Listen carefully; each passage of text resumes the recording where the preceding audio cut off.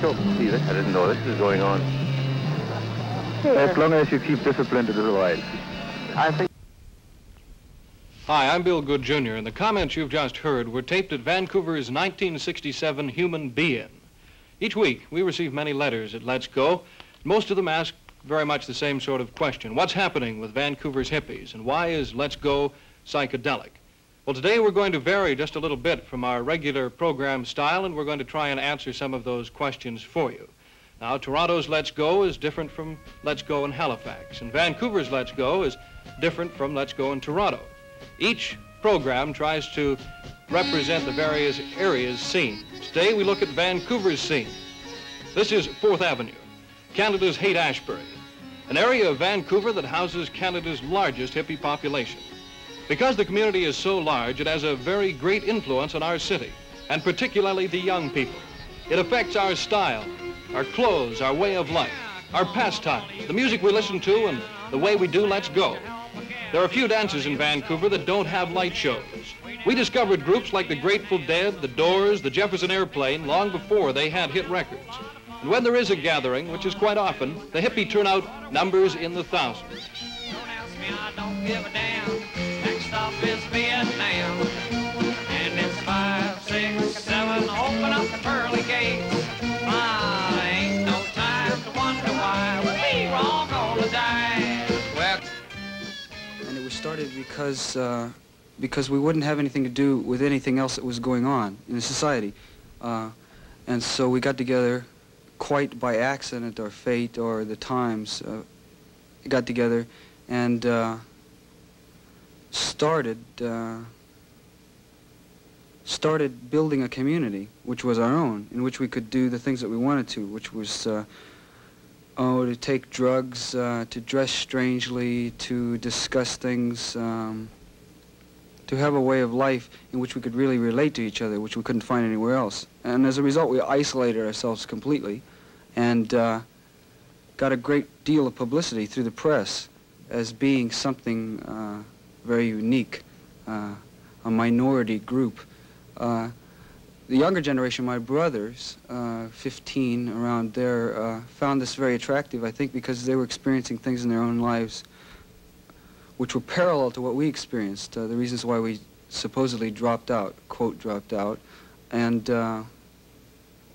now I think they look for leadership because they look for leadership in those people that they identify with being hippie, psychedelic, and a lot of those people are the people they have contact with are rock and roll musicians.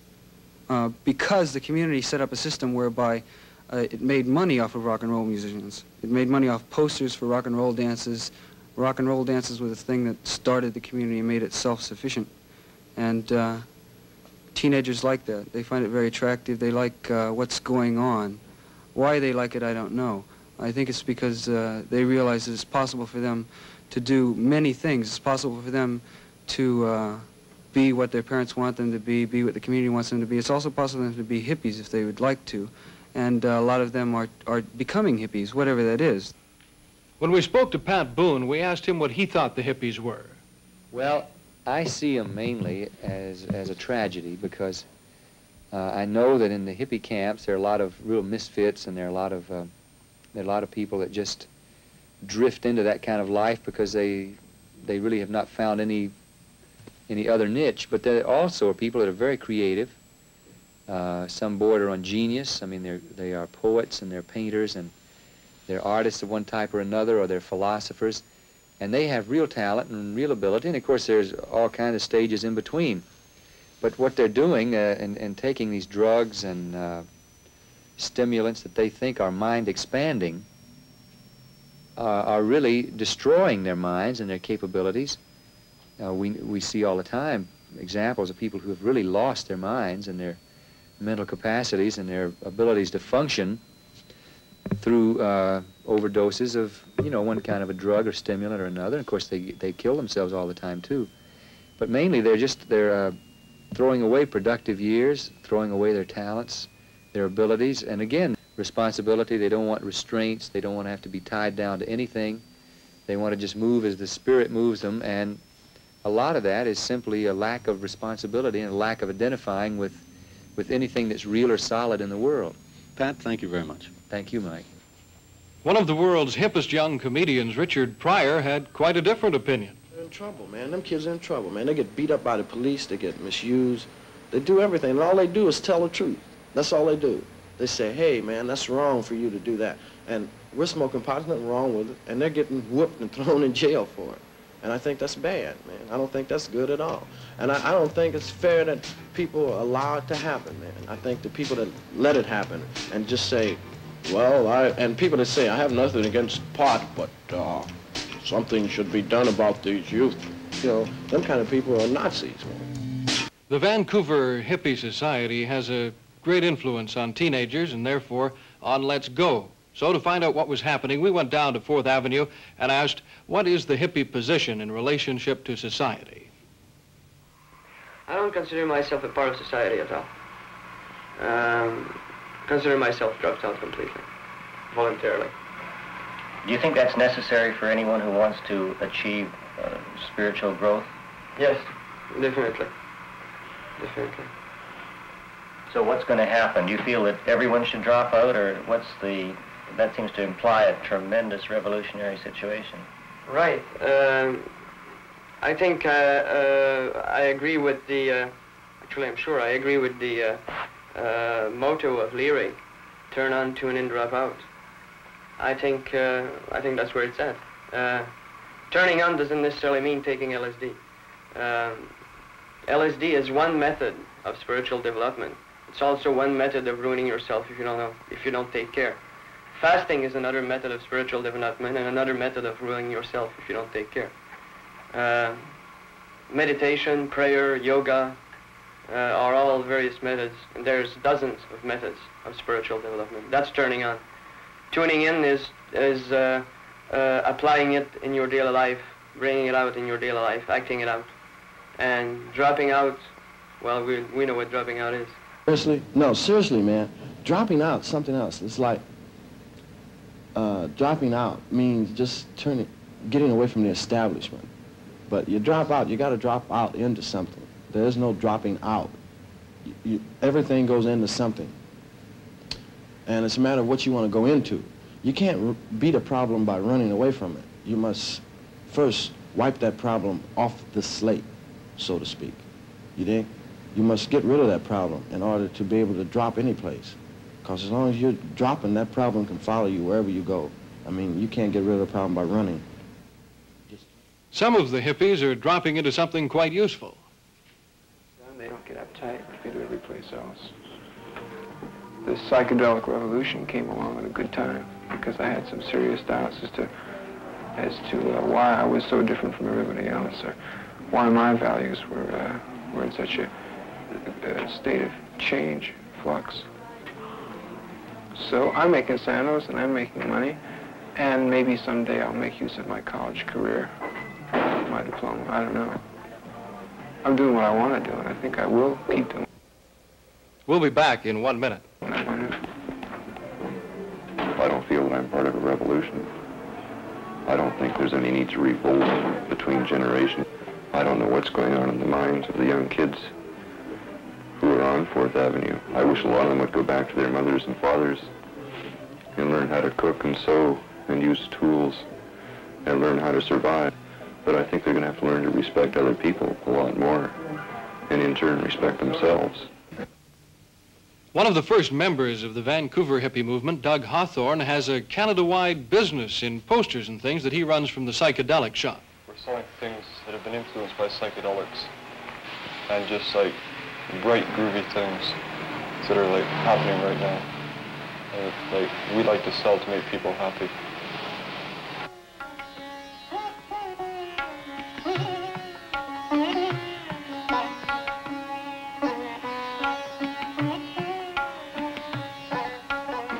Has there been any pressure from anybody to sort of try and make it difficult for you or close you down? A radio commentator on one of the open line shows has been coming on pretty strongly lately about all those shops on 4th Avenue are selling drugs and turning the kids into dope fiends. And it's really going to be a drag because it's like, I don't know, like some of the parents are believing it. And people are coming in here and asking for drugs. And it's gotten funny, like the people coming in asking, is like just the different ways that they come on, like looking around like this, and can I speak to you? And the dance up the street, he really came on about that this was a hangout of dope fiends, and for all the young girls to stay away from these people with long hair that look strange, because they'd take your money and might use you and get you hooked on drugs. And that's really dumb. We'll be back in 1 minute. As long as you keep disciplined, it is a while. Then there's the 4th Avenue music The rock scene. and roll situation in this town is sickening. It's very poor, and there's good bands who just can't find work. Well, we're at least able to throw a few dollars their way on the weekend. And there's 3 people here who are permanent staff thing. We're all taking a meager wage, but we're all living. And there are other people come in and they do extra work on the weekends. And there are 2 or 3 people who come in and they work on the light show. Now these people are all doing an honest living, and this coffee house is supporting them all. So if anybody can call that down, I can't see their reasoning. Probably the first psychedelic song was Puff the Magic Dragon, which we heard was an allegory for smoking marijuana. Lately, the charts have been dominated by psychedelic songs, and we've asked many of the stars what they thought of it. The only form of art I can see that it could be called is distortion, because jazz is abstract and pop is more or less realistic. When we spoke to the Everly Brothers, we asked them if they thought drug or acid themes should really enter into the lyrics of songs, and if they owed the public any responsibility in this regard. Being honest with myself, first of all, you know, I'm not trying to preach or be, change the world, really. I am not that strong in my complete beliefs, but I don't believe in drugs.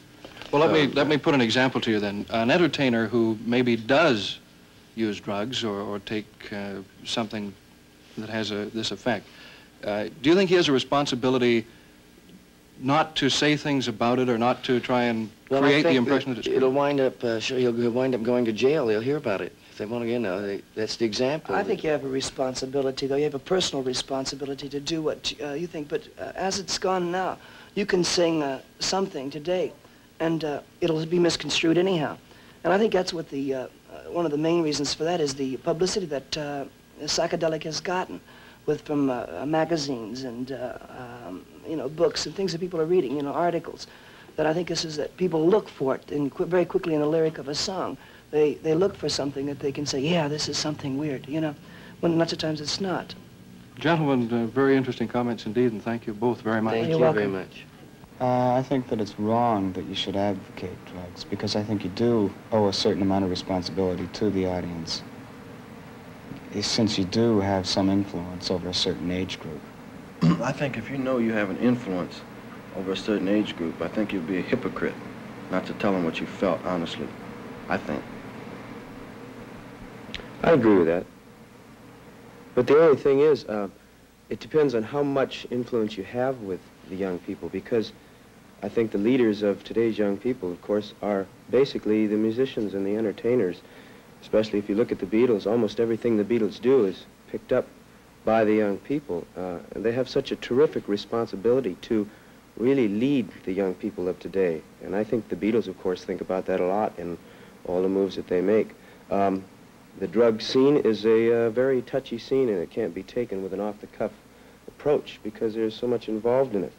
And I think when the Beatles or Donovan or Eric Burdon or whoever it may be advocates or doesn't advocate the use of drugs, I think they think about it a lot before they even make a move.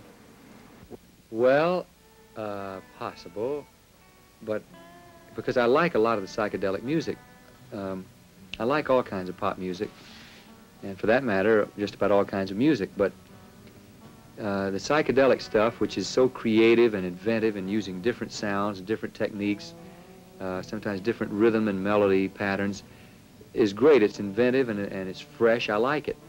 The only thing I don't like are a lot of the lyrics, because I think it is definitely wrong and really deplorable for our young people to hear glorified on the air things like LSD and marijuana, taking trips, love-ins. One of the Rolling Stones records said something about let's spend the night together, and that kind of stuff. I mean, to allow that on the radio and on television and for our young people to hear them. Of course, a lot of times they don't care about the words so much. They like the melody, the beat, the sound of it, but the lyrics get through eventually. And more you hear songs about getting high, taking trips, and little white rabbits and little white pills. And one of the Beatles records is Lucy in the Sky with Diamonds, which is LSD. And even though it's a fad, and even though a lot of young people will just shrug it off, it's just a moral influence. It does have an influence to some degree, and it's bad. So if I do any psychedelic music, it'll be sound-wise, but not lyrically. Oh, I think it's great. The music. I love it. I'm talking about the music. Yeah. I think it's fantastic because I think a person is expressing what he feels. He's not going by anything that is written on paper. This man is playing. He's not playing just for money. He's playing because his soul within is driving him to push, to let his feelings go out in music. And I believe that it's one of the greatest things that ever happened to the field of entertainment, which psychedelic music is rhythm and blues, of course. Is this new psychedelic type of thing, is that an art form, or is that a gimmick? I think it's a novelty. I think it's a gimmick. I think it's manufactured music that is made with very little feeling, with very, very little preparation, in fact. Last night in my hotel room, I was listening on my tape recorder to an album made by a now defunct group called the Kingston Trio. Do you remember the Kingston Trio? Yeah. Kingston Trio have now broken up. Their novelty days have passed. And 10 years ago, in 1958, they were on top with no place to go but down. And I listened to them and the Kingston Trio, who were folk singers, perhaps in a more commercial sense, naturally, than Joan Baez or Peter, Paul, and Mary, or the Pete Seegers and the real folk singers. But they were folk singers, and they got out and sang for several hours in a concert performance and for an hour in a recording with nothing. They sang naked. They had 2 guitars and a banjo and their voices. Their voices were exposed, completely unaided, you know. And I challenge any of the rock and roll groups today, any of these psychedelic idiots who are taking all the credit for being the innovators and the shaping, you know, I think it's because of their appearance more of their fame than, you know, I never felt myself as a singer that I was that insecure that I had to look like that to get attention. I was hoping maybe my voice would be strong enough to get me my attention, you know. With most hipsters, I find that the only subject of conversation is drugs. And that gets to be a bore after a while. Another thing that gets to be a bore after a while is their holier-than-thou attitude. There is a kind of game that some hipsters play, and that is higher than thou, or more high, or higher more often, or groovy, or you know, a number of things like that. Now, most of them try to resist it, that's true, and all of them are aware of that game. But no, what I really object to is that constant conversation about drugs. Else. Do you agree with More people smoke pot than eat peanut butter sandwiches, I would say. Seriously, just how big a part do drugs play in the hip scene? Let's ask the guru of the psychedelic set, Timothy Leary.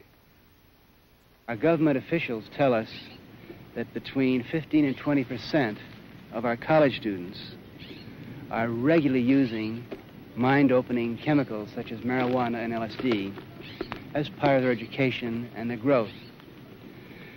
Now, you must be clear that the young people who are using LSD are not the dull students or the rebellious students. This is not a criminal class. Indeed, it's the smartest, the most creative, the brightest students in our best colleges and universities who are using this new form of growth and education. I don't believe that any stimulant makes you the better. In other words, I think if you're good, you'll be good without anything, or you should be. Because now I think what a stimulant may do for some people, it may make them think they're better in their minds, and of course your mind is a great help to you, you know, and making you believe in oneself. But in reality, I don't think that any stimulant does anything to actually make your talent better. I think you either have it or you don't have it. Now, I don't know that much about LSD. I've met some people in Hollywood that say that it makes you feel that you're in another world, but I like this world. Well, we're more inclined to agree, I think, with Little Richard.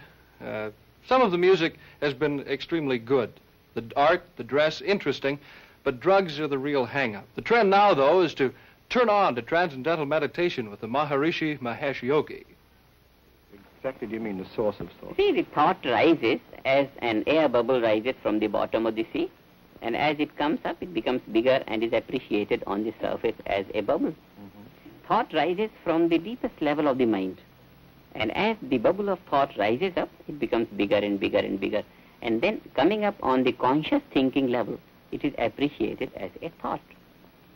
In this practice of transcendental meditation, the mind experiences the subtler states of the thought and arrives at the source of thought. And as the surface activity of the conscious mind contacts the deeper levels of the mind, then the thought waves become much more powerful. I have a mantra that is given to me that I use when I meditate. I might sit in a chair like this and close my eyes and try to eliminate the distractions that might be prevalent. And I'd pick a quiet room, a quiet area, and I'd still my mind and use my mantra to project my conscious thinking into a subtler state, which is what, as I said before, it's all about. We're going on tour with Maharishi of the major college campuses in the United States in May for around 2 weeks. And I feel we have a tremendous responsibility to present the shows properly in the right context.